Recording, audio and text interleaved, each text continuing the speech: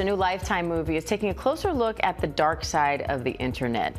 Dateless to Dangerous, My Son's Secret Life stars Full House alum Jodie Sweetin as a mom whose teenage son becomes involved in incel culture. Take a look. What are you doing? Mom, that's my stuff. What are you doing? Well, you don't need it anymore because you have lost your privileges. Just don't do this. I need you to tell me about the word void. What? Yeah, the term female android. Apparently it means women are subhuman. Who told you that? That is your response to this? Miles, I've heard the term incel on the news, okay? But I had to go on the internet and look this up. I did not raise my son to hate women. Now, the film follows the success of Netflix's Adolescence, sparking a conversation about the effects of the internet on teenage boys. And actress Jodie Sweetin is here now to tell us more about this product. Jodie, thanks so much for coming on. Absolutely. This is a really serious topic. What drew you to this film and this role? Well, you know, I have daughters who are almost 15 and 17, and seeing the effect that social media, the internet, particularly during and post-COVID, the effect that that has had on young people, it's apparent, and it's terrifying to watch, you know, your kids going through this and looking for connection. You know, so when I read this script, I felt like it was a really important topic to touch on, and it was something that was really important to me, being a parent of, you know, young women. Did working on this project influence you off screen at all in the way that you're parenting or the way that you're talking to your girls about this?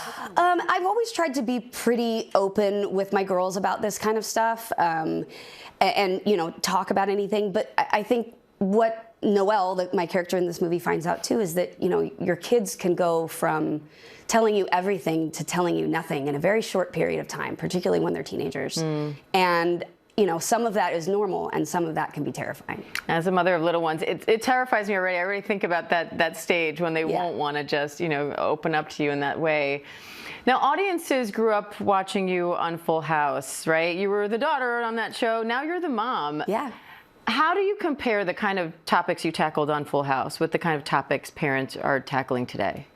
Well, I think Full House was, you know, I mean, it was definitely a sitcom of its era, right? It was light and fluffy and family-oriented. It was, you know, TGIF, appointment television sort of thing. But I think we did a really good job at trying to address things like child abuse and, you know, death and some more serious topics, and a lot of times through the eyes of the kids on the show. Yeah. So there was an episode where, after the big San Francisco earthquake in the 80s, and there's a whole episode about Stephanie being afraid of her dad leaving the house and going to talk to a therapist.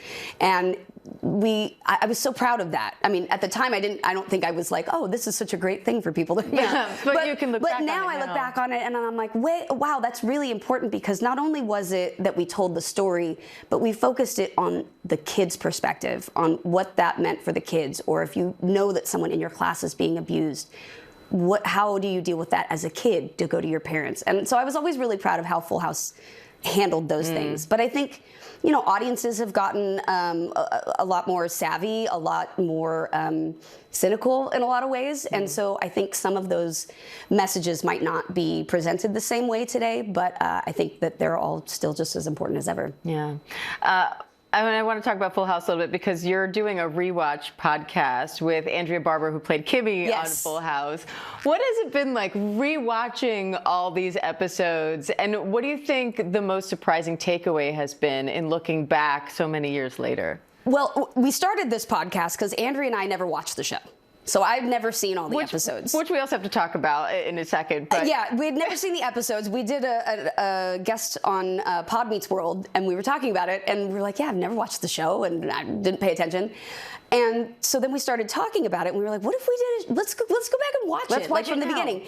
And it's been so much fun to get to watch the show continuously. I mean, one, I always kind of joke about it because it's so very 80s, and there's so many things that you're like, I don't think we would do that today.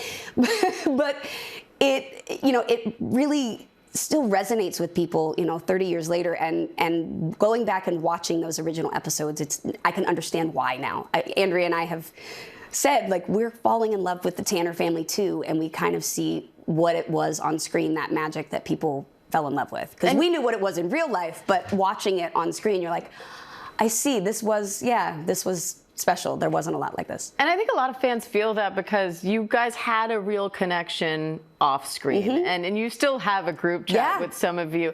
What's that relationship like now? I mean, we've been family for 38 years now, something like that. And these are people that I've known since I was a little kid. We've all walked through some of the most wonderful and some of the most painful moments of our lives together. And, you know, not every set is like that. You know, people are close and they come and go, but our set was truly, truly a family. So what's it like in the Full House group chat? Lately it's been people, usually John, posting weird AI pictures that he finds of us on like TikTok or something. There was one that was like the Full House cast as goth. And like, you said one of them was horrifying. Was that it? Oh, yeah. The Full House goth cast was horrifying. There was also another one where we were like babies, but it was our face. Every time someone puts it in the chat, I'm like, no, don't like it. Yeah, it's kind of weird. But it's joking, it's fun, it's checking in with each other, it's missing Bob. We just did a live show for the podcast, and everybody came out. John, Lori, Jeff Franklin, and so it was. We still stay connected all the time, and we definitely talk. At least once or twice a week. Well, thanks so much for coming in. My Congratulations pleasure. on the new project. Thank you very much. Can't wait to see it. Appreciate it. And Dateless to Dangerous, My Son's Secret Life premieres this Saturday, June 21st on Lifetime.